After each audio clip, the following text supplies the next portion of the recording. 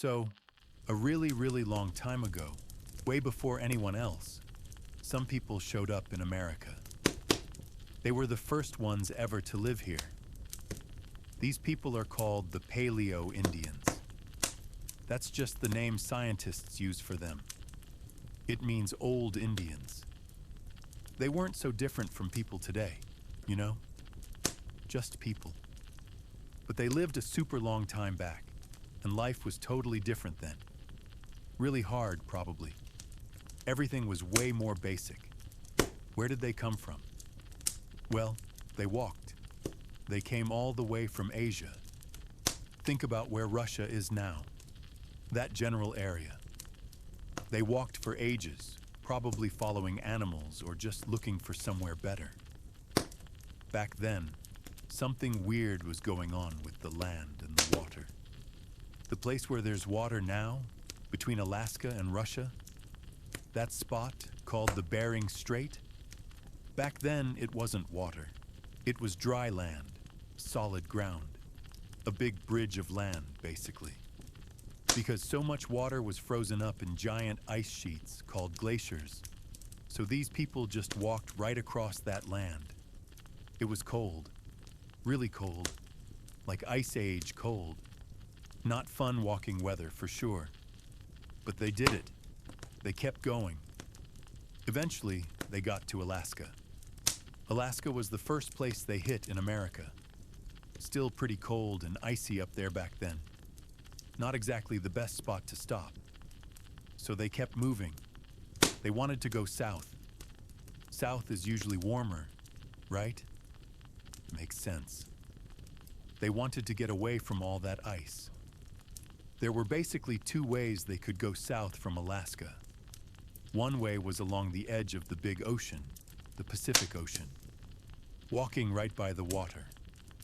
That way probably had stuff like shellfish to eat, maybe fish, seaweed, birds, things like that. Maybe they even had simple boats, but probably not big ones. Just something to help along the shore.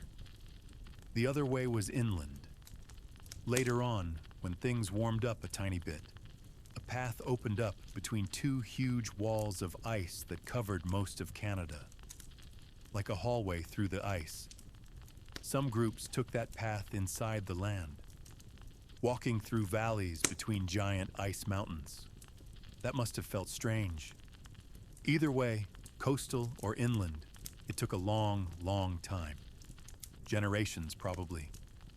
Kids were born, people got old, all while they were slowly moving south, step by step, year by year. What did they do once they got further into America? Same thing people everywhere did back then.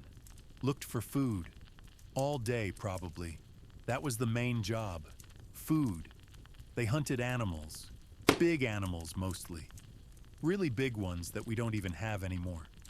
Like mammoths. Think of an elephant, but hairy and huge. Or giant sloths. Big, slow-moving things. Or huge bison. Hunting those wasn't easy. Probably pretty dangerous. They used spears, not fancy metal spears. Spears made of wood with sharp stone points tied on the end. They made these points out of rock, chipping away pieces until they got a sharp edge. The most famous kind of point is called a Clovis point. They found a bunch of them first near Clovis, New Mexico, so that's the name. But they made other kinds too. Besides hunting, they also gathered stuff. Whatever they could find that was safe to eat. Berries sometimes. Roots dug up from the ground. Nuts. Seeds. Maybe eggs from birds' nests. Whatever was around. They moved around a lot, probably. Following the animals they hunted, or going where the plants were growing. They didn't stay in one place for years like people do now. They set up camp, stayed a while, then packed up and moved on when the food got scarce or the seasons changed. Their stuff was simple. Stone tools, mostly. Sharp knives for cutting. Scrapers for cleaning hides. Maybe drills for making holes. Things like that. Wood and leather stuff rots away. so we mostly just find the stone parts now. Their camps weren't fancy houses. Maybe simple shelters made of branches and hides, or sleeping under rock overhangs, just enough to get out of the weather. Life was simple.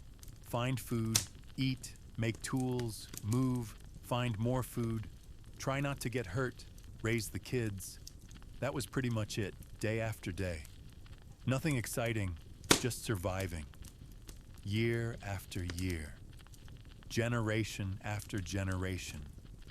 Slowly spreading out across this huge new land they found. Just people, walking around, looking for something to eat in a very big, very empty place. Life for these Paleo-Indian people was pretty basic. It wasn't easy. Every day was mostly about one thing: finding enough food. That's what everything else was about. They didn't have stores, no farms, no refrigerators, just whatever they could get from the land around them. Hunting was a big deal, but hard work. They went after those huge animals like mammoths and giant bison. Taking down something that big probably took a lot of people working together. It was dangerous. A mammoth could crush you easy. They used spears with those sharp stone points, like the Clovis ones. Sometimes they maybe used a special stick called an atlatl to throw the spear harder and farther. Like a stick that gives your arm extra power. Made hunting a bit easier maybe, but still tough. They also hunted smaller stuff when they could.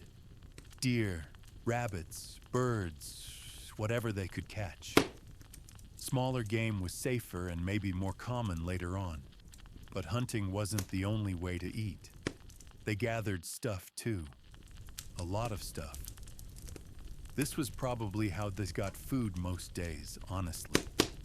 Hunting big animals wasn't an everyday thing, so they looked for plants.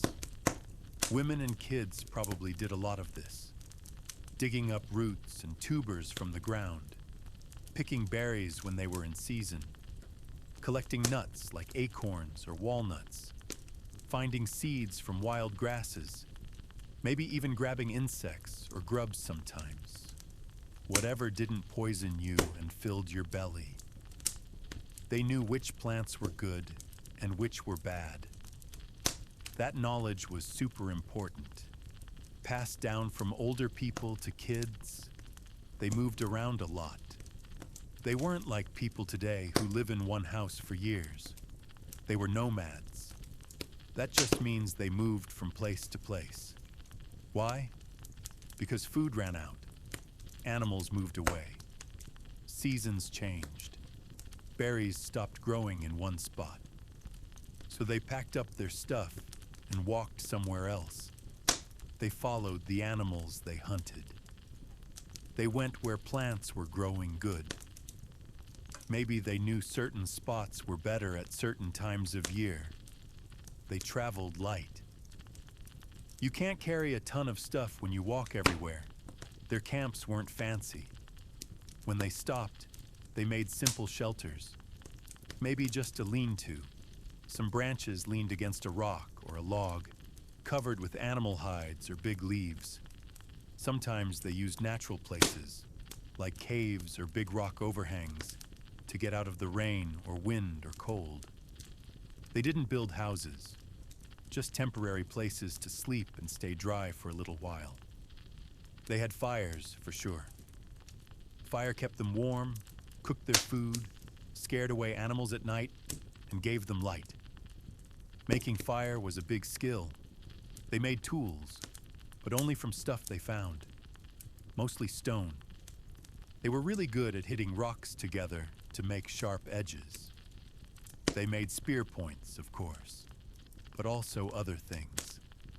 Scrapers for cleaning animal hides, turning a rough skin into softer leather for clothes or shelter covers. Knives for cutting meat or plants. Maybe little drills for making holes in wood or bone or leather. Sometimes they used bone or antler pieces for tools too. Wood was probably used a lot, for spear shafts, digging sticks, maybe bowls. But wood rots away fast, so we don't find much of it now. Just the stone parts last. What about clothes? Well, it was cold sometimes, especially early on. They probably wore clothes made from animal skins, hides cleaned and maybe softened, tied together with strips of leather or plant fibers. Simple stuff. Just enough to keep warm, maybe some fur for extra warmth. Footwear? Probably simple leather wraps or moccasins, something like that. Nothing fancy. Life was small group life. They probably lived in bands, small groups of families, maybe 20 or 30 people, sometimes more, sometimes less, traveling together, helping each other hunt, helping watch the kids, sharing food. It was safer together, easier to survive.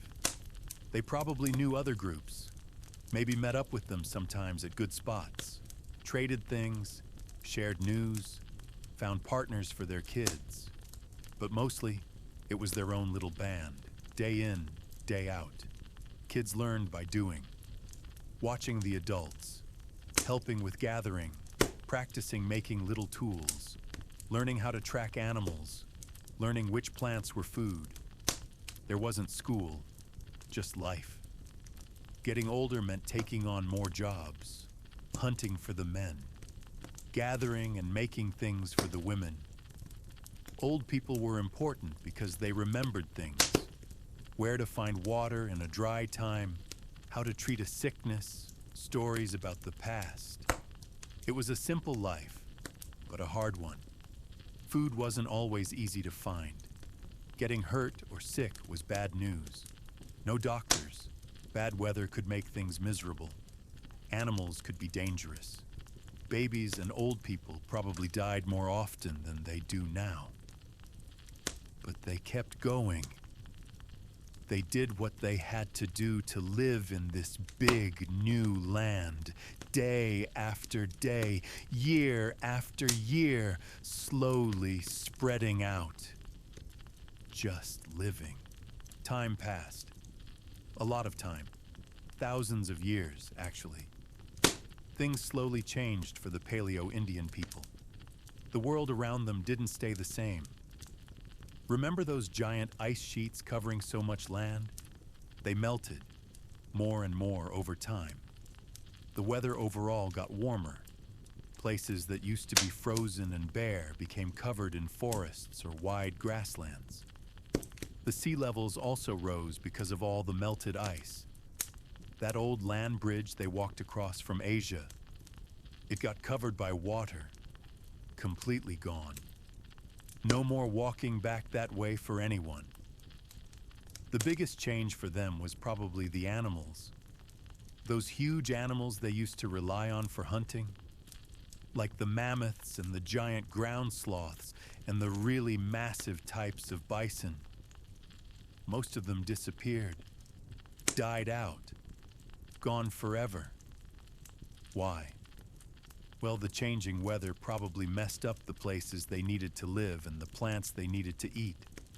And maybe, just maybe, people hunting them so much over a long time didn't help either. It got harder and harder to find these giant animals. Then it became impossible. So hunting those giants stopped. That was a huge change. They had to completely change how they found their food. No more big mammoth hunts. So what did they do instead? They started hunting smaller animals way more. Animals like deer became really important. Rabbits, birds, maybe fish and turtles became a bigger part of their meals. They also probably spent even more time gathering plants, roots, berries, nuts, and seeds than before. They got really good at using all kinds of smaller animals and all sorts of plants. They had to adapt to survive. Their tools changed a bit too. Those famous Clovis spear points, you saw them less and less. People started making different styles of stone points. maybe better suited for going after deer or rabbits, or used with different throwing sticks. Life still meant moving around following food, but maybe the routes changed with where the new animals lived and where the good plants grew. How do we even know all this stuff about people who lived so incredibly long ago? We don't have any of their stories written down. No pictures they drew. We know because of archaeology. That just means people digging carefully in the dirt, layer by layer, looking for old things left behind. They find stuff. Mostly stone tools, because stone lasts.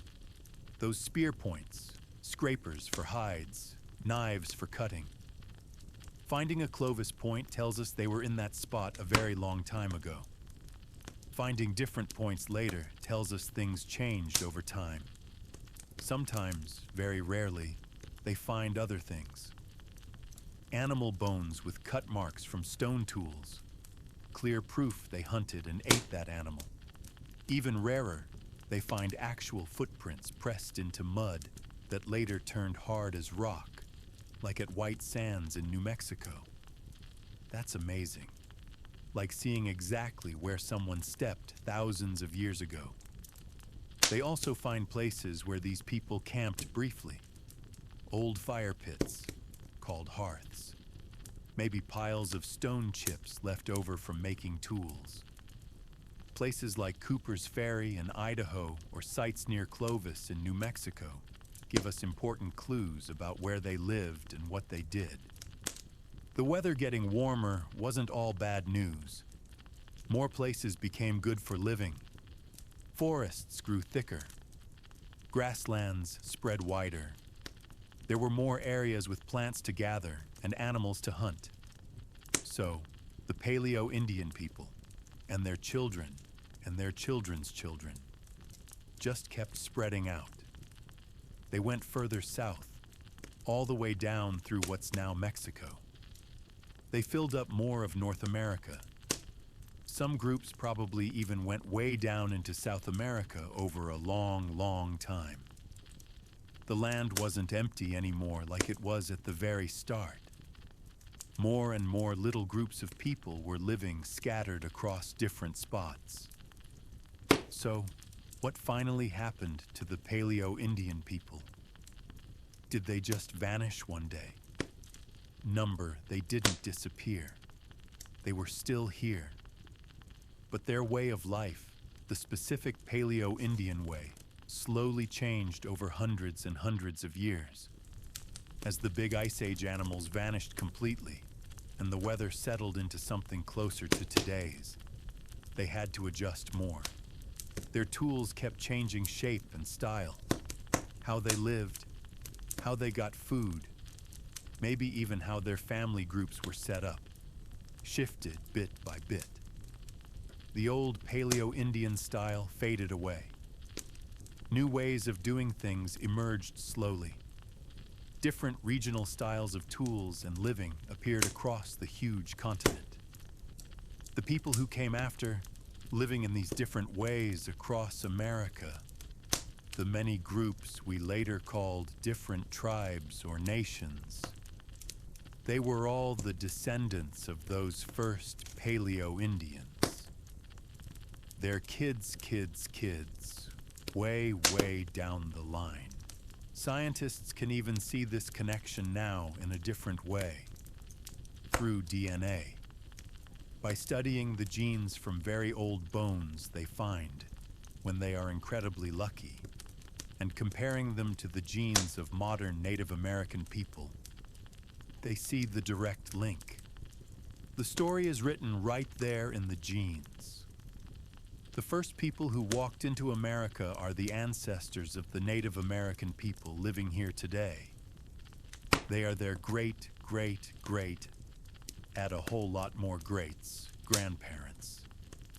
That family connection goes way, way back to those first small groups crossing the old land bridge and slowly spreading out across two huge continents. So the time we call Paleo-Indian ended, but the people didn't stop. They became the next people, who became the next people after that, all the way down to the present. They were the very beginning. So, these Paleo-Indian people lived a long, long time ago. Really long. Why do we even care about them now? What's the point? Well, it's simple. They were the first. The very first people to ever set foot in America and make it their home. Before them, no humans lived here. That's kind of a big deal, even if it was way back when. We know about them because of the stuff they left behind. Not much, but enough. Mostly stones. Those stone tools, especially the spear points, are like little messages from the past. When someone finds a Clovis point sticking out of the dirt, it tells us, hey, people were here, and it was a really long time ago. Finding different kinds of points later tells us things changed slowly over time. It's not exciting like finding gold, but it tells a story. The story of how people lived here first. The places where they lived, even just for a little while, are important spots now. Places where archaeologists dig carefully. Spots like that place in New Mexico with the old footprints, white sands. Or Cooper's Ferry in Idaho where they found really old tools. Or near Clovis, New Mexico, where they found lots of those special points. These places are like markers on a map showing where the first people walked and camped. Digging there tells us more about what they ate, what animals were around, and how they made their tools. It's slow work, looking at dirt and rocks, but it adds pieces to the puzzle. Another big reason they matter is who came after them. They didn't just vanish, they were the start. Over thousands and thousands of years, their way of life slowly changed. The big animals were gone. The weather was different. So their kids and their kids' kids had to live differently. They hunted different animals, gathered different plants, made slightly different tools, moved around in different patterns, slowly, very slowly, all across the huge land. New ways of living popped up. Different groups in different places started doing things their own way. But all these later people, the ones we call different Native American tribes, they all came from those first Paleo-Indians. It's like a family tree. The Paleo-Indians are the very first roots, the start of the whole thing. Scientists can even see this family connection in a different way now. They look at DNA, the stuff inside our bodies that makes us who we are. By carefully studying tiny pieces of very old bones, when they find any, and comparing it to the DNA of Native American people alive today, they see the link. It matches. The first people who walked into America are the ancestors of all the Native American people. It's a direct line. That connection in the blood goes back thousands of years to those small groups crossing the land bridge and spreading out. So knowing about the Paleo-Indians helps us understand where Native American people originally came from, long, long ago. Their story is also a story about change. The world changed around them. The ice melted, the big animals died, and they had to change how they lived to survive. They adapted. They figured out new ways to find food and make tools. They kept going.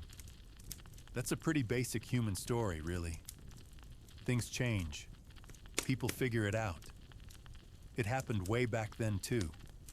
Finally, they matter because they were explorers. Not like explorers with ships and maps, but they walked into a totally new place. A huge, empty continent, for people anyway. They didn't know what was out there. They just kept going south, finding new rivers, new mountains, new valleys, filling up the land, bit by bit, generation by generation. That took a long time and a lot of walking. They were the first to see these places, the first to live in them. That makes them the original pioneers of America, even if nobody wrote it down at the time. So yeah, they lived simply a long time ago, just looking for food, making tools, moving camp, nothing fancy. But by being the first, by leaving a few stone clues, and by being the ancestors of everyone who came after, they earned their spot in the story. They are the beginning chapter of the long, long history of people living in the Americas. That's why we talk about the Paleo-Indians. They started it all. The time of the Paleo-Indians didn't last forever. Nothing does. Slowly, over many, many generations, things changed. Their way of life, focused on those big hunts and constant moving, faded away. But they didn't just disappear. They became something else. The story moved on. The biggest reason for the change was simple. The world got different. The weather warmed up a lot more.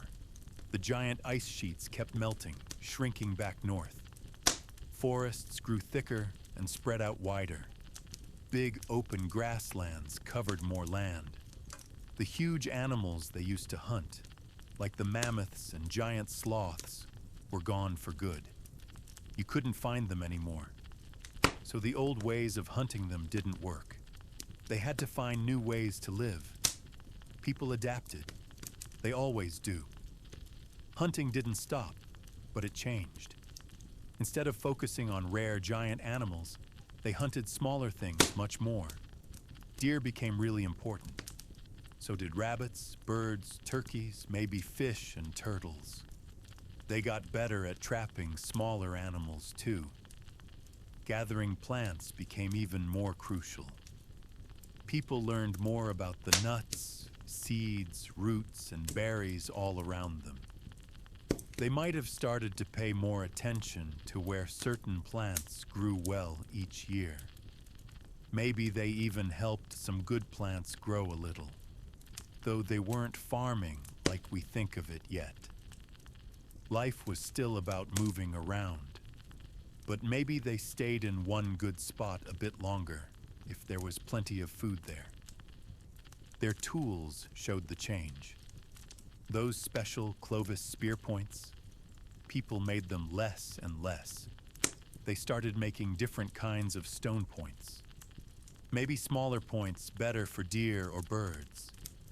Maybe points shaped differently for new ways of throwing the spear. Other tools changed too. Maybe they made more baskets for gathering nuts and berries. Maybe they made better grinding stones for crushing seeds. Things shifted slowly to fit the new foods they relied on. As the land changed, more places became easier to live in. The people spread out even further, filling in the spaces. But with more people in more places, and different plants and animals in different areas, groups started doing things their own way. What worked well near the coast might be different from what worked inland. What worked in the forests might be different from the grasslands. So slowly, the very old Paleo-Indian style, which was pretty similar across the board early on, started to break up. Different areas saw different kinds of tools and maybe different habits. The one big early way of life was turning into many smaller, more regional ways.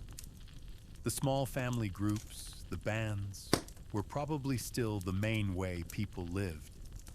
But maybe as they stayed in certain areas longer, they got to know the land better.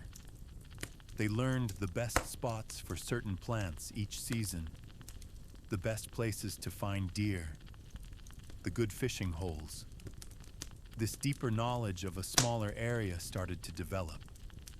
They were putting down roots in a way, even if they still moved around within their familiar territory.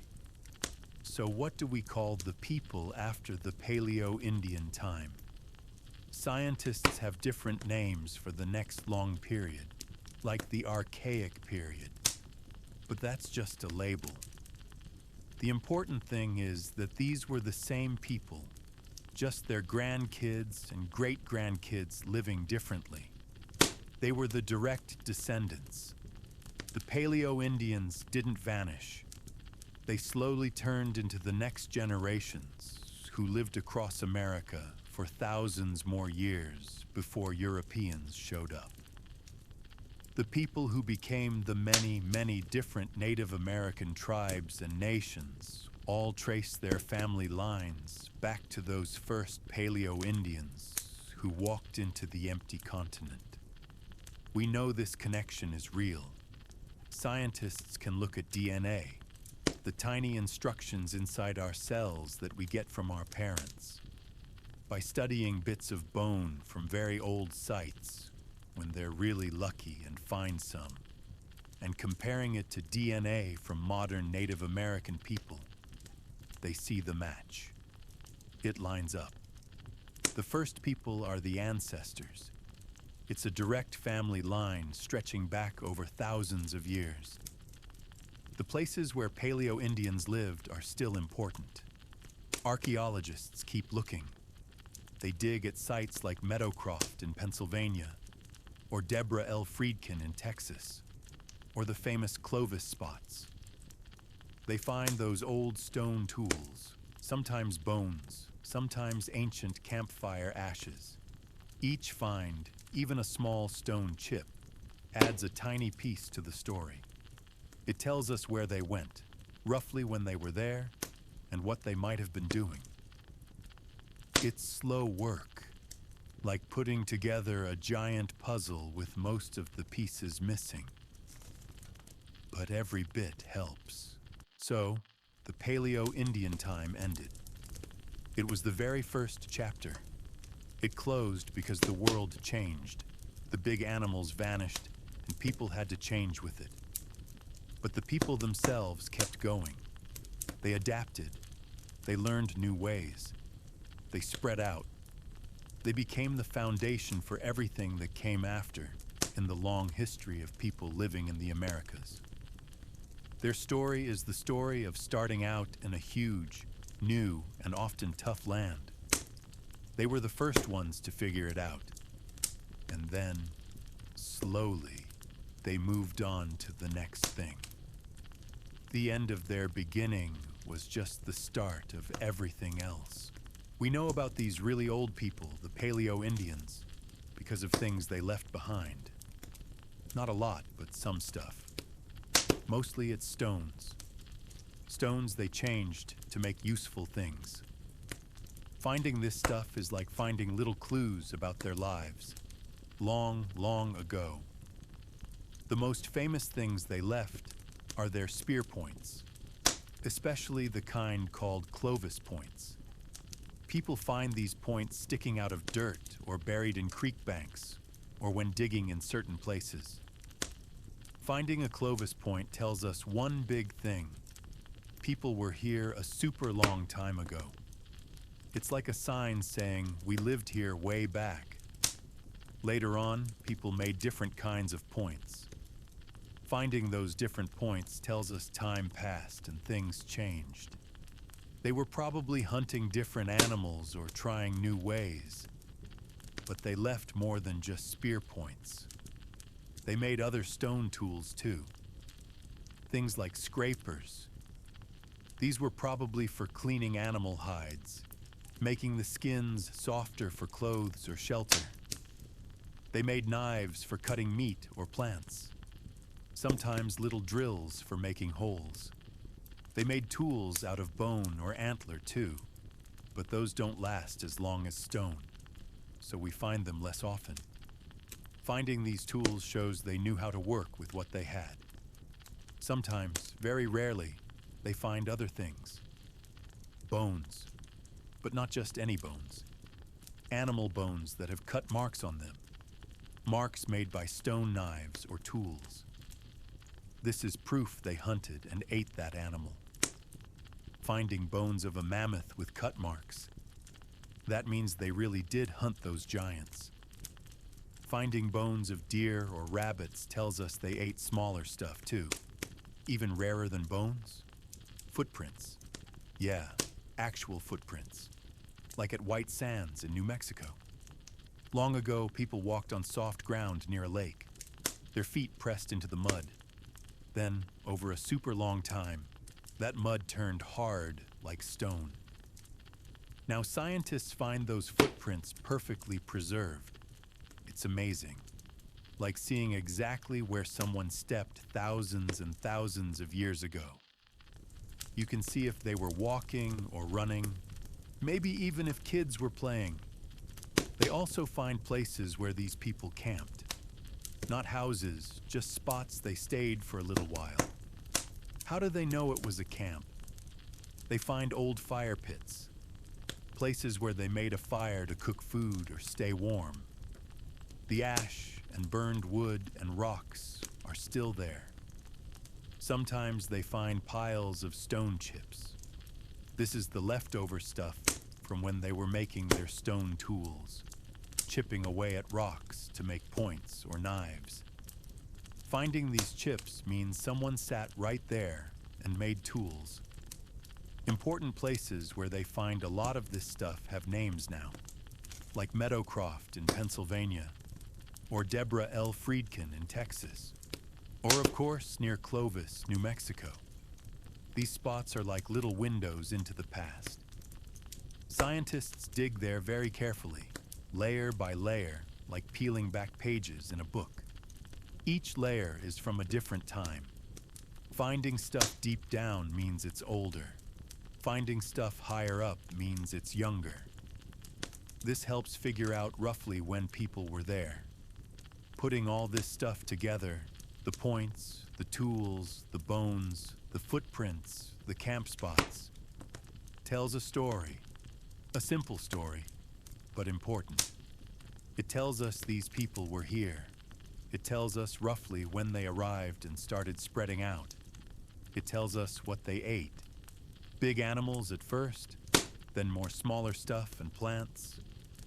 It tells us they moved around a lot, setting up camp, making tools, having a fire, then moving on. It tells us they were smart and knew how to make what they needed from stones and bones. Finding this stuff isn't easy. It takes a long time. Scientists dig slowly, carefully. They sift through dirt. They take notes on everything. It's not like the movies. It's slow, careful work. Most of the time, they don't find anything super exciting. Maybe just a stone chip or a tiny piece of bone. But even small things add up.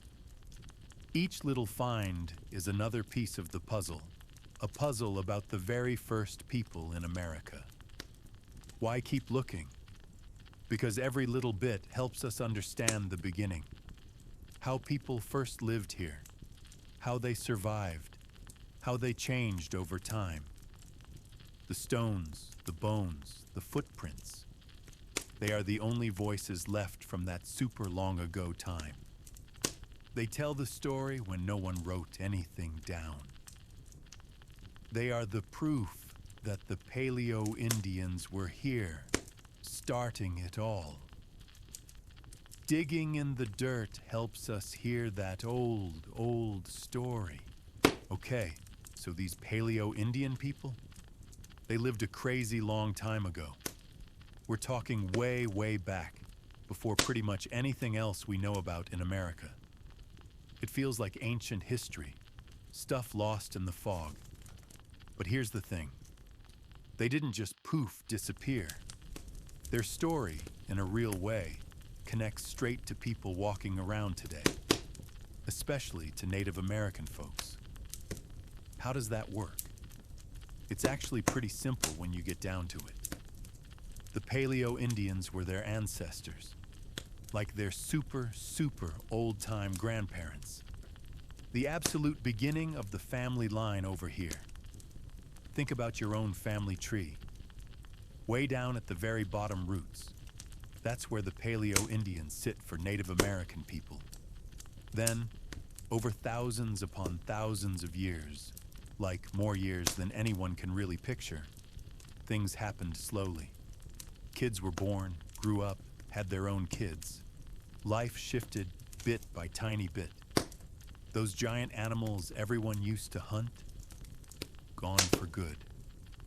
The weather settled into something different. So naturally, how people lived had to change too. They started hunting different animals, smaller stuff like deer and rabbits. They gathered different kinds of plants and roots, learning what worked where. The tools they made shifted shape a little. Maybe groups started hanging around certain good spots for longer stretches, if the food was steady. And because America is huge, groups way up north started doing things differently than groups way down south, or groups near the ocean compared to groups deep inland. This all happened incredibly slowly, over more generations than anyone could count. This slow change, taking forever, eventually led to the many, many different Native American tribes and nations that were living all across North and South America for thousands of years, before any Europeans showed up in their big ships.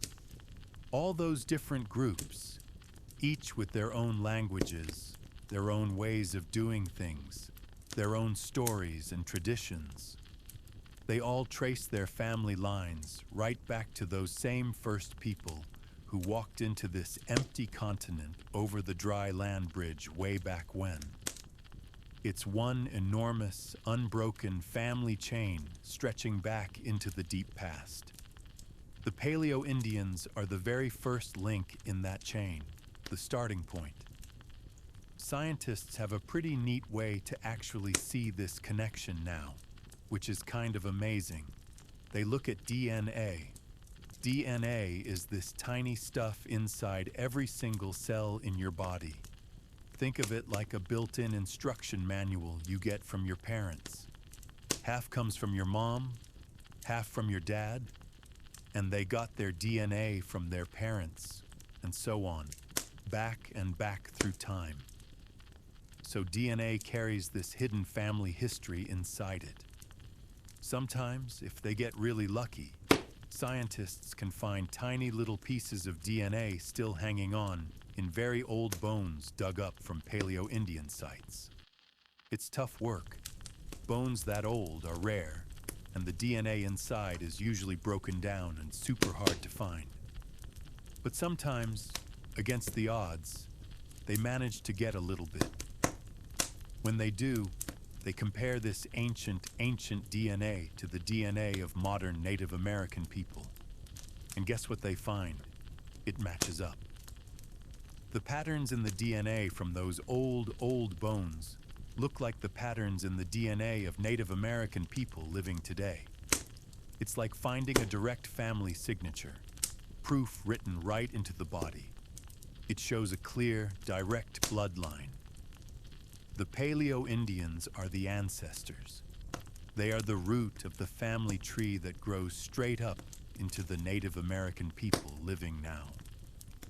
That family story is carried right there in the blood, passed down silently from parent to child for more generations than anyone can number. This connection isn't just some dusty history fact. It's really important. It means the story of the Paleo-Indians isn't just about old stones and footprints.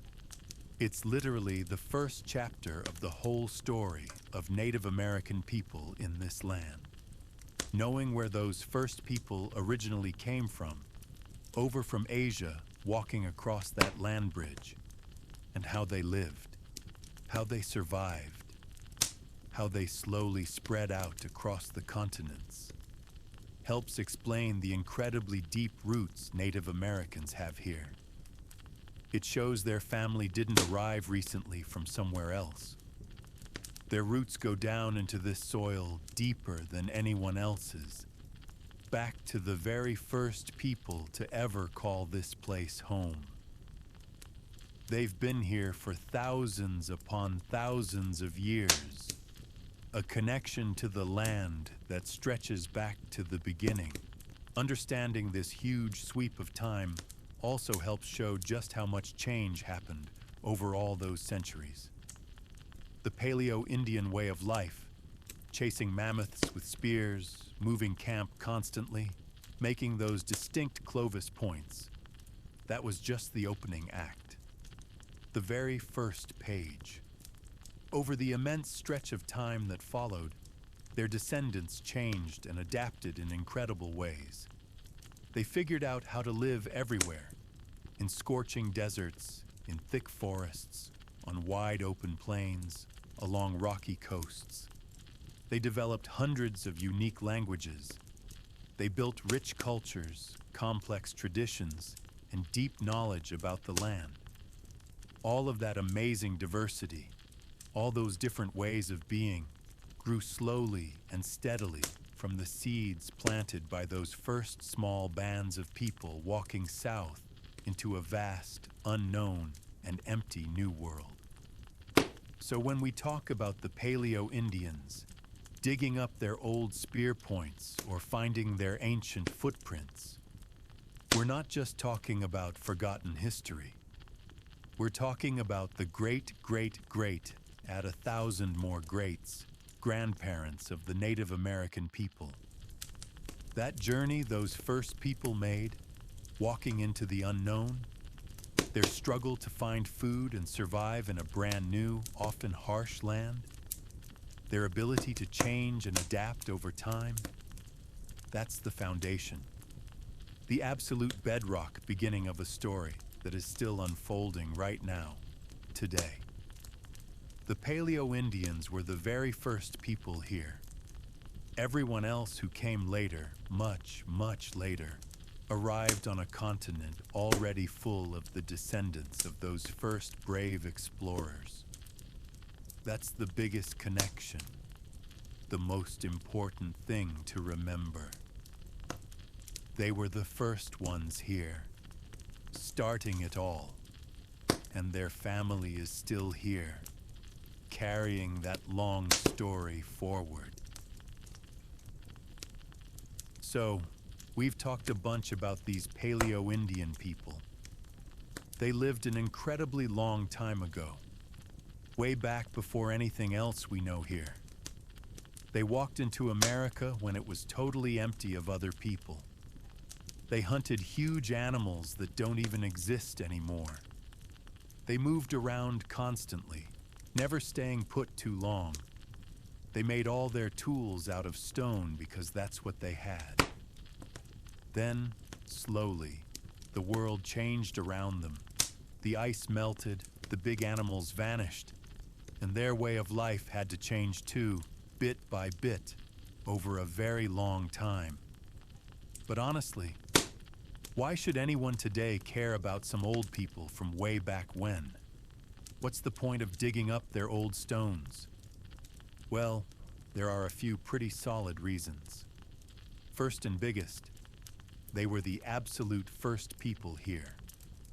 That's a huge deal just by itself. Think about it. Before them, for tens of thousands of years, no humans lived anywhere in the whole enormous stretch of North or South America. None. Zero. Then, they came. They were the very first ones to see these mountains, these giant rivers, these wide open plains. The first to walk through forests that had never seen a person before. The first to figure out how to survive in this brand new place. Everything that came later, all the people, all the different tribes, all the history that happened over thousands of years, it all started with them. They were the pioneers who opened the door to this whole huge continent. They kicked off the entire story of people living in the Americas. That fact alone makes them super important. They began everything. Secondly, they didn't just disappear like smoke. They are the real deal ancestors. Their children grew up, had their own children, and those kids had more kids, and this kept going on and on for thousands and thousands of years. Slowly, incredibly slowly, over all that immense time, those descendants became the hundreds of different Native American tribes and nations that were thriving all across the land long, long before any Europeans sailed over. All those diverse groups, with their own rich languages, cultures, and traditions, trace their family lines directly back to those first small bands of Paleo-Indian explorers. It's a direct bloodline connection. Science can even show this now using DNA, that tiny code inside every cell that carries family history passed down from parents. Scientists have found that DNA from very old Paleo-Indian bones matches the DNA of Native American people living today. So, learning about the Paleo-Indians helps everyone understand the incredibly deep roots that Native American people have in this land. Their family has been here since the absolute first beginning. Their connection goes back further than anyone else's. Third, their whole story is basically about people figuring stuff out against tough odds. They walked into a completely unknown world. Everything was new and strange. Weird, giant animals they'd never seen. Strange plants they had to test to see if they were safe. A climate that was shifting from super cold ice age conditions to something warmer. They had to adapt constantly. They had to learn what was good to eat, how to hunt different animals when the mammoths and sloths died out, where to find shelter from storms or cold. They had to make everything they needed, weapons, tools, clothes, from whatever they could find around them. Stone, bone, wood, animal skins. They had to keep moving to find food. Their story shows how humans can survive, adapt, and spread into brand new places, even really challenging ones. It's a fundamental human story of exploration and figuring out how to live. It just happened a really, really long time ago. Fourth, the little bit of stuff they left behind is like a quiet message from the deep past. It's not much, mostly just stone tools, sometimes animal bones. Very rarely something amazing like preserved footprints or the remains of an old campfire spot. But these ordinary things are actually powerful clues. Finding a Clovis point tells us clearly that people were definitely here a super long time ago. Finding cut marks on a mammoth bone proves they hunted and ate those giants. Finding footprints set in hardened mud shows us the exact spot where someone walked thousands upon thousands of years ago. These little bits of physical proof are literally all we have from that unimaginably distant time. They are the only way we know anything about the very first people to call this place home. Digging them up and carefully studying them, even though it means a lot of slow, careful work sifting through dirt and rocks, is how we piece together the very start of the human story here. Without finding those stones and bones, we simply wouldn't know this story existed at all. They are the only voices left from that time. Finally, they matter because they show just how incredibly long people have been connected to this land. Native American people aren't recent arrivals. Their roots here go straight back to these very first people who walked in. For the Paleo-Indians, this was the new world. They were the ones who explored it first, learned its secrets, figured out how to live in it, and their family has been an unbroken part of it ever since. Understanding the Paleo-Indian story helps everyone see that the history of people in America isn't short at all. It's mind-bogglingly long. It stretches back thousands upon thousands of years before anyone wrote anything down, before cities were built, before farms were planted.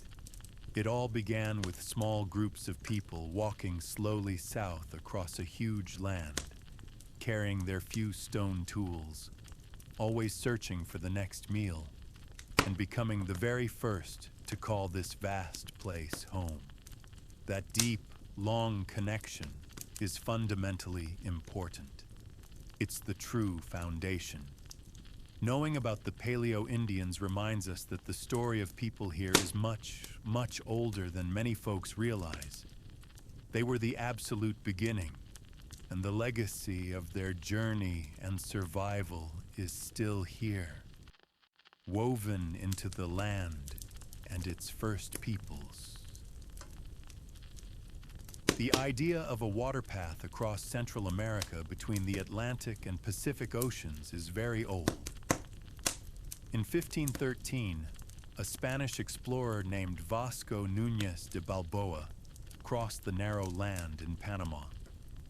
He became the first European to see the Pacific Ocean from the Americas.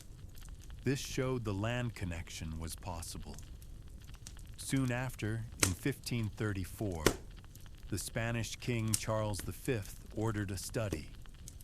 He wanted to see if a canal could be built in Panama. The study found it was too difficult with the tools and knowledge available then.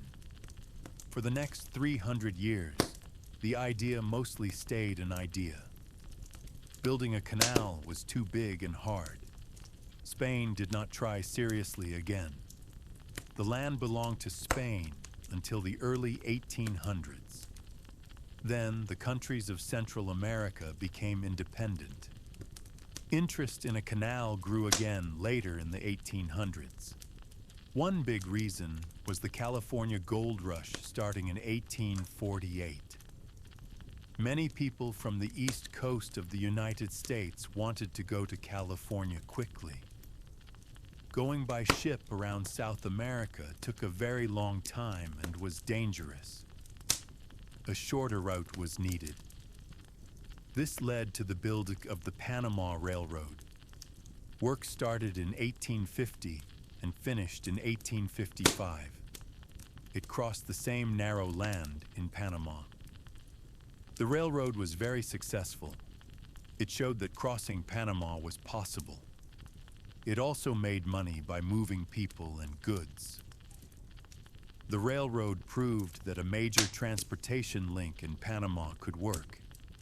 It made people think a canal might also be possible. Around the same time, the United States and Great Britain signed an agreement in 1850. It was called the Clayton-Bulwer Treaty. This agreement said that if a canal was ever built in Central America, both countries would protect it. Neither country would control it alone. It would be neutral, meaning open to ships from all countries. The treaty did not say where the canal should be. It just said if one was built. People argued about the best place for a canal. Panama was one possibility. Another possibility was Nicaragua. Nicaragua had big lakes that might be used as part of a canal route. It seemed easier. Teams of engineers were sent to look at both places. They studied the land, the rivers, the rocks, and the weather. They tried to figure out where it would be easier and cheaper to dig a canal. They measured distances and heights. They looked at how much dirt and rock would need to be moved. They also thought about sickness in the hot, wet climate. These early surveys in Panama and Nicaragua were important. They collected basic information about the land. They showed that building a canal would be a huge job. It would cost a lot of money. It would need new machines and ways of working. It would also be very dangerous for workers because of diseases like malaria and yellow fever, which were common in the area.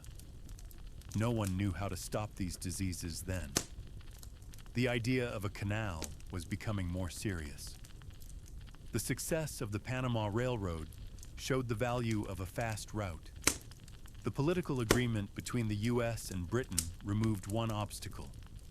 The surveys gave some facts about the two main options, Panama and Nicaragua, but no one was ready to actually start building. It still seemed too big, too expensive, and too difficult. More studies were needed. Someone with a lot of money and confidence would need to take the risk. The dream of a canal across the Americas remained just a dream for a while longer. The land waited. The idea of building a canal through Panama gained serious attention in the late 19th century. After the success of the Suez Canal in Egypt, completed in 1869, many believed a similar project could connect the Atlantic and Pacific Oceans. Ferdinand de Lesseps, the French diplomat who led the Suez project, became the main promoter of the Panama Canal idea. In 1879, an international congress met in Paris to discuss the canal project. De Lesseps pushed strongly for a sea-level canal, one without locks, through Panama, despite some engineers suggesting a lock system would be better. The Congress approved his plan, and the Compagnie Universelle du Canal Interocéanique was created to build it. Work began in 1881 with great enthusiasm. The French brought modern equipment for that time, steam shovels, dredges, and railway systems to move dirt. However, they quickly encountered problems no one had fully anticipated. The tropical environment proved much harsher than in Egypt. Heavy rains caused constant landslides in the excavated areas, sometimes undoing months of work in minutes. The most serious challenge was disease. Malaria and yellow fever spread rapidly among workers. At first, no one understood these illnesses came from mosquitoes. Workers died in large numbers, sometimes hundreds in a single month. The French tried bringing in new workers from Europe and the Caribbean, but the death rate remained shockingly high. Engineering problems also mounted. The Culebra Cut, now called Gaillard Cut, where the canal needed to go through mountains, proved especially difficult. The rock was harder than expected, and landslides kept filling in the dugout areas. The French plan for a sea-level canal required removing much more material than originally calculated. Financial troubles began in 1885. The project was costing much more than planned, and progress was far slower than expected. De Lesseps kept asking investors for more money, claiming success was near. But by 1887, it became clear the sea-level plan wouldn't work. The company switched to a lock-based design, but it was too late. In 1889, the company ran out of money completely and went bankrupt. The project collapsed amid accusations of poor management and financial wrongdoing. About 20,000 workers had died during the French effort, mostly from disease. The company had spent nearly 1.5 billion francs, about $287 million then, but only completed about 40% of the excavation. The failure became a huge scandal in France known as the Panama Affair. De Lesseps and others were put on trial for fraud and mismanagement. The scandal hurt France's reputation and made investors wary of big international projects. However, the French effort wasn't completely wasted. They had built some infrastructure, completed important surveys, and excavated significant portions of the route. This work would later help the Americans when they took over the project. The French also left behind equipment and buildings that could be reused. The failed attempt taught important lessons. A sea-level canal wasn't practical in Panama. Disease control was absolutely necessary. Better organization and planning were needed. The project required much more money than originally thought. After the bankruptcy, a new French company took over the assets, but didn't continue construction. They mainly tried to keep the project alive long enough to sell it to another country. By the late 1890s, the United States became interested in taking over the canal project, seeing its potential for military and commercial use. The French period showed how difficult building the Panama Canal would be, but also proved it might be possible with better planning, more money, and solutions to the disease problems. The failed attempt scared away many investors, but paved the way for eventual success under American leadership. After the French failure, the canal project seemed dead. The French company kept its rights, but did no more work. For 10 years, nothing happened. Then, in the 1890s, the United States began looking seriously at building a canal. Two routes were possible, through Panama or through Nicaragua. A U.S. commission studied both places in 1899 to 1901. Panama had advantages. It was shorter, and the French had already done some work there. But Nicaragua had large lakes that could be part of the canal. The commission first favored Nicaragua. Then something changed their minds. Philippe Bunau-Varilla, a French engineer from the old canal company, worked hard to convince the Americans to choose Panama. He gave them information showing Nicaragua had volcanoes that could be dangerous. He also said Panama would be cheaper because of the French work already done there. In 1902, the U.S. Congress voted for Panama. The next problem was getting permission. Panama was then part of Colombia. The U.S. offered Colombia $10 million plus $250,000 yearly to allow the canal. In 1903, both countries signed the Hay-Heron Treaty, but Colombia's government refused to approve it. They wanted more money. This made Bunau-Varilla and some Panamanians angry. They saw the canal as good for Panama. With quiet support from the U.S. government, they planned to make Panama independent from Colombia. On November 3, 1903, the revolution happened. U.S. warships stopped Colombian troops from reaching Panama. Panama became independent in just 3 days with almost no fighting. The new Panama government quickly made a deal with the U.S. Bunau-Varilla, now representing Panama, signed the Hay-Bunau-Varilla Treaty on November 18, 1903. This treaty gave the U.S. control of a 10-mile wide canal zone forever, the right to build and run the canal, the right to protect the canal with military force. In return, Panama got $10 million and $250,000 per year. Many Panamanians later felt this treaty was unfair. The U.S. got much more than they had offered Colombia, but at the time, the new government accepted it.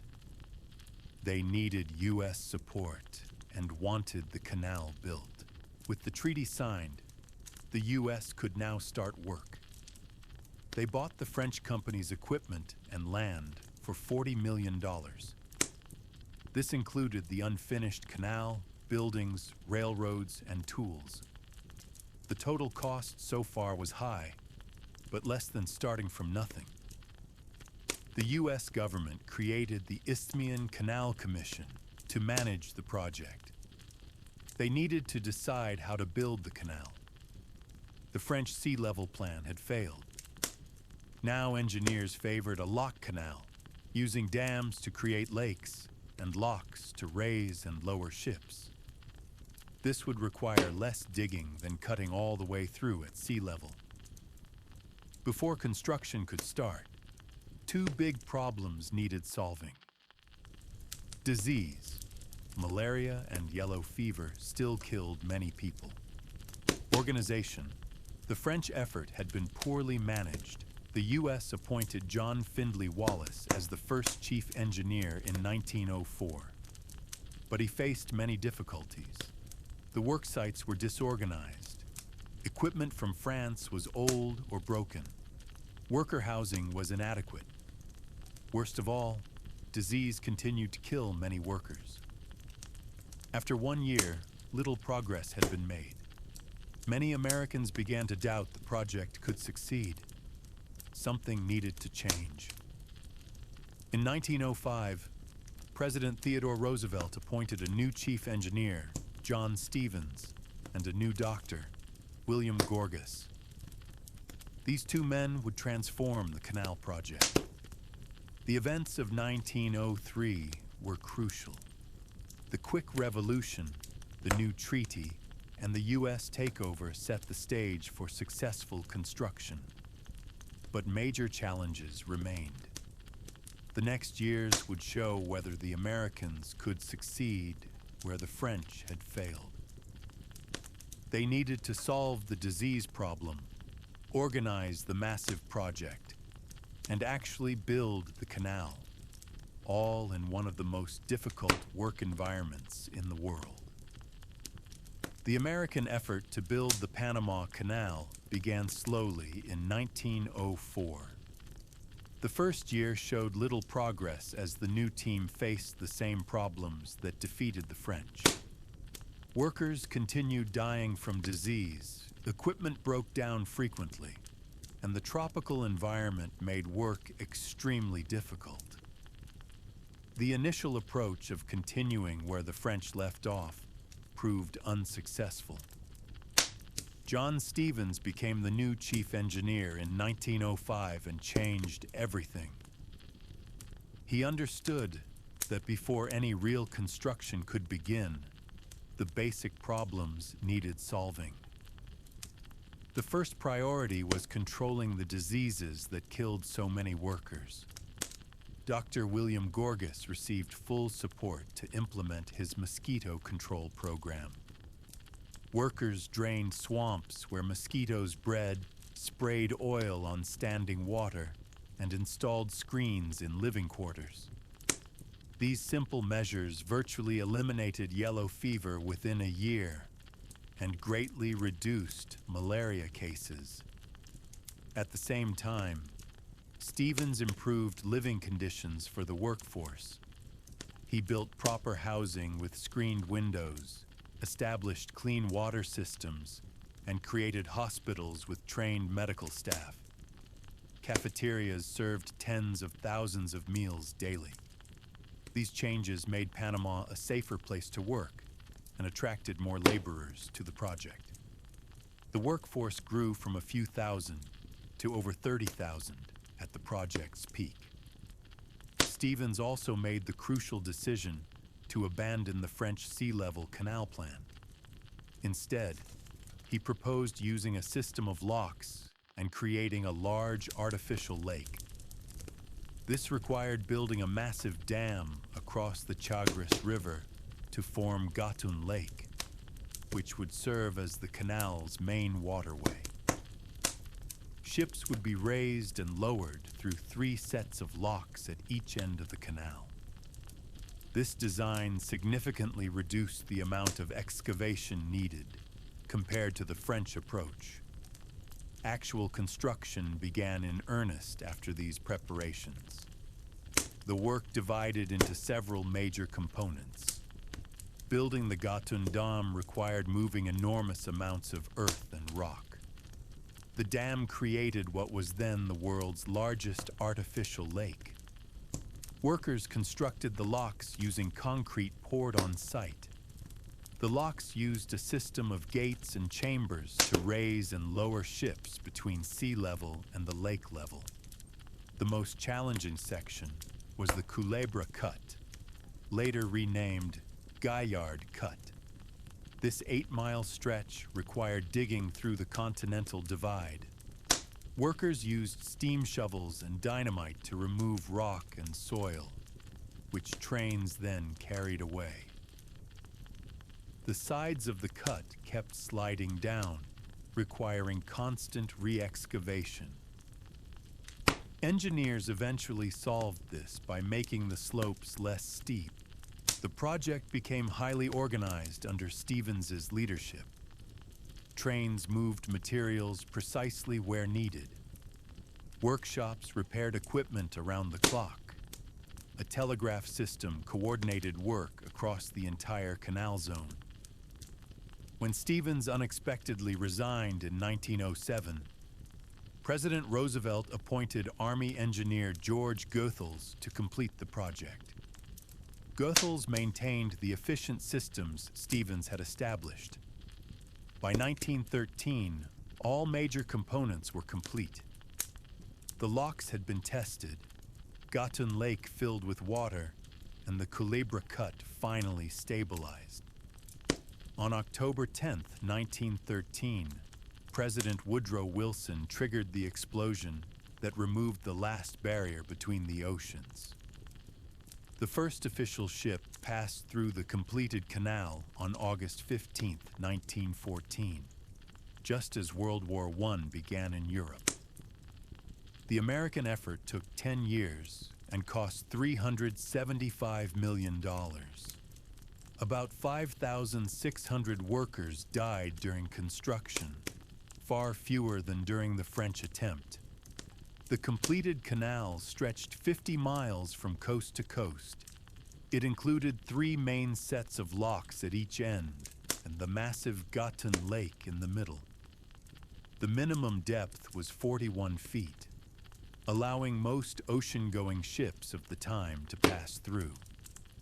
The Panama Canal's completion represented a major engineering achievement. Where the French had failed, the Americans succeeded through careful planning and systematic problem-solving. They first controlled the diseases that killed workers, then organized the massive project efficiently, and finally built the canal using practical engineering solutions.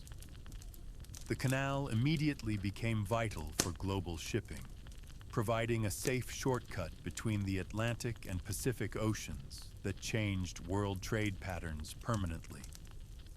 The Panama Canal opened for business on August 15, 1914, but its early years of operation faced unexpected challenges. The timing coincided with the start of World War I in Europe, which immediately reduced international shipping traffic. Many commercial ships stayed in home waters due to wartime dangers, while naval vessels focused on military operations rather than using the new canal. This meant the canal's economic impact took several years to materialize fully. Initial operations revealed practical issues needing adjustment. The locks worked as designed, but required fine-tuning of procedures. Canal pilots needed time to develop expertise handling different ship types through the narrow channels. The original plan called for ships to pass through in about 12 hours, but early transits often took longer as crews adapted to the new system. Within a few years, the average transit time improved to about 8 hours as operations became more efficient. Maintenance emerged as a constant challenge. The tropical environment caused rapid wear on equipment. Saltwater corrosion affected metal parts, while humidity damaged electrical systems. The canal workforce transitioned from construction to maintenance roles, constantly repairing and replacing components. Landslides in the Culebra Cut remained a problem, requiring ongoing dredging to keep the channel clear. These operational realities made the canal more expensive to run than initially projected. Traffic through the canal grew steadily after the war ended in 1918. Shipping companies gradually adapted their routes to take advantage of the shorter passage. The canal particularly benefited trade between the U.S. East Coast and Asia, saving ships the long journey around South America. By the 1920s, about 5,000 ships were using the canal annually. This number would continue rising as global trade expanded. The canal's operation became a model of efficiency under U.S. management. A strict schedule ensured smooth traffic flow in both directions. Ships arrived at designated times and moved through the system without unnecessary delays. The canal employed about 4,000 workers during this period, many of whom lived in this canal zone with their families. The zone developed into a small American community with schools, hospitals, and recreational facilities. Relations between the U.S. and Panama showed early signs of strain during this period. Many Panamanians felt excluded from the economic benefits of the canal. The 1903 treaty gave the U.S. control over the canal zone, which became essentially American territory cutting through Panama. Disputes arose over wages for Panamanian workers and the zone's boundaries. These tensions would continue growing over the decades. Technological changes affected canal operations during the 1920s and 1930s. The shift from coal to oil-powered ships reduced the need for coaling stations in the zone. Larger ships began appearing, testing the canal's original size limits. The maximum ship size that could fit through became known as Panamax, setting a standard for shipbuilders worldwide. Some vessels had to be designed specifically to meet these size restrictions. The canal's military importance became clear during this period. U.S. naval ships could move quickly between oceans, strengthening American defense capabilities. The canal zone housed military bases that protected the waterway. This strategic value made the U.S. determined to maintain control, even as calls for Panamanian involvement grew louder. Economic changes in the 1930s affected canal traffic. The Great Depression reduced global trade, leading to fewer ships passing through. At the same time, competition emerged as some shipping lines found alternative routes more economical, despite being longer. These fluctuations showed that the canal's success depended on broader economic conditions beyond local control. By the late 1930s, the canal had settled into a stable operational routine. The initial technical problems had been solved, and traffic flows became predictable. However, new challenges loomed as ships continued growing larger and international tensions rose again in the lead-up to World War II. The canal's first quarter-century of operation proved its value, but also revealed limitations that would need addressing in future years. The stage was set for new developments as world conditions changed and technology advanced. The outbreak of World War II in 1939 changed the importance of the Panama Canal. As global conflict spread, the canal became a key military asset for the United States. The ability to move warships quickly between the Atlantic and Pacific was vital for defense. The U.S. government increased security along the canal, adding troops and anti-aircraft guns. Barbed wire fences appeared around critical areas. Blackout rules were enforced at night to protect against potential air attacks. Shipping traffic through the canal increased during the war years. Military vessels received priority, often causing delays for commercial ships.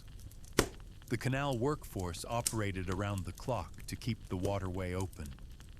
Despite fears, no direct attacks occurred on the canal during the war. Its safe operation helped the Allied war effort by allowing rapid movement of ships and supplies between theaters of war. After the war ended in 1945, canal operations returned to normal. Commercial shipping traffic grew as global trade recovered.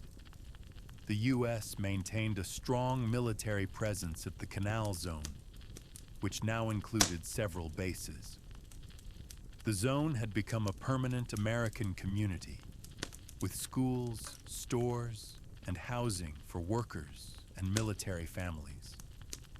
Life in the zone followed American customs, creating a small piece of the U.S. in the middle of Panama. Relations between the U.S. and Panama grew more difficult during this period. Many Panamanians felt their country was not benefiting enough from the canal. The 1903 treaty gave Panama only a small annual payment, while the U.S. controlled the zone and collected all tolls. Protests became more common, with Panamanians arguing the treaty was unfair. In 1947, plans to establish new U.S. military bases outside the Canal Zone caused large protests, forcing the U.S. to abandon the idea. The 1950s saw rising nationalism in Panama. Students and workers held demonstrations demanding changes to the canal agreement. The most serious incident occurred in 1959 when Panamanians entered the Canal Zone to plant their national flag. U.S. troops stopped them, leading to violent clashes. These events showed growing frustration with American control of the canal. At the same time, the canal faced operational challenges. Ship sizes continued increasing, with some vessels barely fitting through the locks. Maintenance costs rose as the infrastructure aged. The original locks, now over 40 years old, needed constant repairs. Engineers began studying ways to modernize the canal to handle larger ships, but no major improvements were made during this period. The U.S. government made small changes to address Panamanian concerns. In 1955, a new treaty increased the annual payment to Panama and gave Panamanian workers in the zone better wages. However, the key issue of sovereignty over the Canal Zone remained unresolved. Panamanian leaders continued pushing for greater control over the waterway running through their country. By the end of the 1950s, it was clear the status quo could not last. The original 1903 treaty had been made when Panama was a newly independent nation with little bargaining power. Now, with decolonization movements growing worldwide and Panama's economy developing, demands for change became stronger. The stage was set for difficult negotiations about the canal's future. The canal itself continued operating efficiently during these years. Traffic steadily increased, and toll revenue grew. The waterway had become essential for global trade, particularly for oil shipments from Alaska and goods moving between the U.S. East Coast and Asia. But political pressures and physical limitations both signaled that changes would be necessary in the coming decades. The question was no longer whether the canal would change, but how and when those changes would happen. During these 2 decades, the Panama Canal remained under firm U.S. control, but the foundations of that control were weakening. The military importance shown during World War II gave way to commercial dominance in peacetime, while political challenges from Panama grew steadily stronger. The next years would see these tensions lead to major changes in the canal's management and ownership. The 1960s marked the start of major changes in the Panama Canal's ownership and operation. Growing political pressure from Panama forced the United States to reconsider its control of the waterway. In 1960, President Dwight Eisenhower took the first step by ordering the Panamanian flag to be flown alongside the American flag in the Canal Zone. This small symbolic gesture acknowledged Panama's claims over the territory. 4 years later, a more serious conflict erupted. In January 1964, Panamanian students entered the Canal Zone to raise their flag at a high school. A scuffle broke out with American students, leading to riots that spread across Panama City. The violence lasted 4 days, leaving more than 20 Panamanians and 4 Americans dead. The incident became known as Martyrs' Day in Panama and forced both countries to address the canal issue seriously. Negotiations began in 1965 but progressed slowly. The main sticking point was Panama's demand for full control of the canal, while the U.S. wanted to maintain operational authority. Talks stalled several times as neither side would compromise on these core positions. Meanwhile, the canal continued operating normally, with traffic increasing each year as global trade expanded. A breakthrough came in 1974 when the U.S. agreed to negotiate new treaties that would eventually transfer the canal to Panama. The talks lasted nearly 3 years, facing opposition from American conservatives who believed the U.S. should keep the canal permanently. In Panama, some groups demanded immediate transfer without conditions.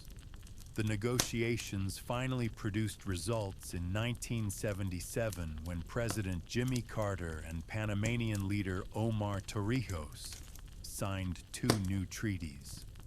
The first treaty stated the canal would be transferred to Panama on December 31st, 1999. The second guaranteed the canal's permanent neutrality, allowing all nations to use it peacefully. The U.S. Senate narrowly approved the treaties after heated debate, with many senators concerned about giving up American control. Implementation of the treaties began in 1979. The Canal Zone ceased to exist as a U.S. territory, with most land returned to Panama. A new agency called the Panama Canal Commission took over canal operations, with joint American-Panamanian management. The transition period aimed to prepare Panama for full control by training local workers and transferring technical knowledge.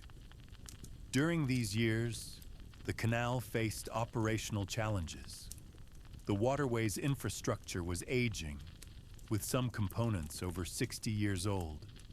Maintenance costs rose as engineers worked to keep the original locks functioning. Shipping patterns changed as container ships grew larger, with many now too big for the canal's dimensions. Some business was lost to alternative routes, though the canal remained vital for certain trades. The political changes affected the thousands of Americans living and working in the former Canal Zone. Many chose to leave as U.S. government jobs were phased out. Schools and military bases began closing, marking the end of the American community that had existed since 1904. Panama took over these facilities, converting some for new uses while others were abandoned. Economic studies during this period examined the canal's future under Panamanian control. Experts predicted the waterway could remain profitable if properly maintained and modernized. However, questions remained about Panama's ability to manage such a complex operation without American expertise. The transition period was designed to address these concerns through training and shared management. By the end of the 1970s, the process of transferring the canal was underway, but far from complete. The next 2 decades would determine whether Panama could successfully take over this engineering marvel. that had been under American control for 75 years. The treaties had set the course, but many practical challenges remained before the final handover at the century's end. The Panama Canal operates as a vital pathway for global shipping. It is managed entirely by the Panama Canal Authority, an organization belonging to the government of Panama. Following the completion of the major expansion project in 2016, the canal possesses the capability to accommodate significantly larger ships. These very large ships are categorized under the term Neo-Panamax. Neo-Panamax vessels can transport substantially greater quantities of cargo, including standard shipping containers, bulk commodities like grain, and specialized shipments such as liquefied natural gas, LNG. The original, smaller locks constructed during the initial building phase over a century ago continue to function reliably. They operate alongside the newer, much larger locks that were added during the recent expansion project. This dual system allows the canal to serve a wider variety of vessel sizes and types efficiently. The canal's fundamental purpose remains providing a crucial shortcut. It creates a direct link between the Atlantic and Pacific Oceans. This link saves ships an immense amount of time and distance compared to the alternative route, sailing around the southernmost point of South America, Cape Horn. That southern route is not only much longer, but also poses greater risks due to challenging weather and sea conditions. Statistics indicate that approximately 6% of the world's total cargo ship movements utilize the Panama Canal annually. This represents a significant portion of international trade volume. Each year, the canal facilitates the transit of many thousands of ships. The goods transported through the canal are diverse, encompassing manufactured products packed in shipping containers, automobiles and other vehicles, various fuels including crude oil, refined petroleum products, and liquefied natural gas, agricultural products such as grains and soybeans, and raw materials like coal. Ships registered in or carrying cargo destined for the United States, China, Chile, and Japan are among the most frequent users of the canal route. The operation of the canal generates substantial revenue for the nation of Panama. The fees collected from shipping companies for using the canal constitute a major component of Panama's national income and government budget. The calculation of these transit fees is based primarily on the size of the vessel and the type of cargo it is carrying. For the largest Neo-Panamax ships, particularly container carriers and LNG tankers, the fee for a single transit can reach several $100,000 US. This significant income stream is vital for Panama's overall economy. It funds not only the ongoing operation and maintenance of the canal itself, but also contributes financially to other national development projects and public services across the country. Ensuring the smooth and reliable operation of the canal involves addressing persistent challenges. A primary concern is the management of water resources. The canal relies heavily on fresh water, primarily sourced from the artificial Lake Gatun, to fill the lock chambers each time a ship is raised or lowered during its transit. Lake Gatun is replenished almost entirely by rainfall within its surrounding watershed.